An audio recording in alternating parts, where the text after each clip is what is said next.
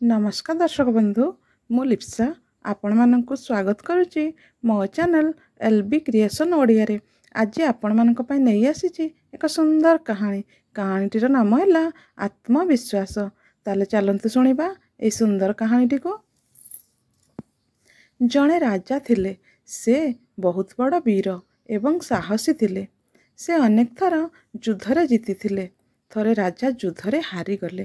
तांकर अनेक सैनिक निहत होइथिले एवं अवशिष्ट सैनिक माने सेमानक जीवन रक्षा करने को दौड़ी पलाइले। राजा मध्य जंगल को दौड़ी गुंफारे लुचि रहिले।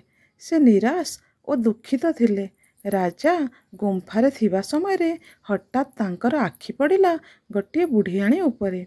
बुढ़ियाणीटी कांथ ऊपर को चढ़ुथिबार राजा देखिले। किछि उच्चता ऊपर को चढ़िबा परे से खसी पड़ी तले पड़ीगला। बुढ़ियाणी अनेक थर कांथ ऊपर को चढ़िबा को चेष्टा कला, किंतु प्रत्येक थर से खसी पड़ी तले पड़ी जाउथाए। तथापि से कांथ ऊपर को चढ़िबा बंद कला नहीं। बारंबार चेष्टा करिबा परे से कांथ ऊपर को चढ़िबारे सफल होइथिला। ए सबु देखि राजांकर आखि खोलीगला। तांकर आत्मविश्वास जाग्रत हैला। से भाबिले, जदि बारंबार चेष्टा परे से बुढ़ियाणीटी कांथ ऊपर को चढ़ी पारिला, तेबे मु काहेकि मोर शत्रु मानंको परास्त करि पारिबि नाही।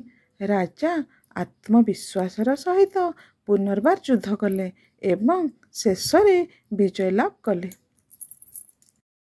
एथिरु आमे जानिबाकु पाइले, कौनसी कार्य करिबा पई पछघुंचा न देई ताको साहसर सहित आत्मविश्वासर सहित कार्य कले आमे निश्चिंत रूपे सफलता पाई परिबा।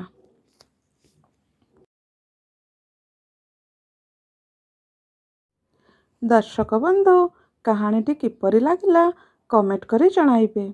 जदि भल लागिला गोटे लाइक करी सांग मानंको शेयर करिदेबे एवं मो चैनलटी को सब्सक्राइब करी बेल बटन टी को दबाई दियंतु, जहा फलरे मोर नुआ नुआ कहानी सर्वप्रथमे आपण मानक पाखरे पहुँची पारिबो।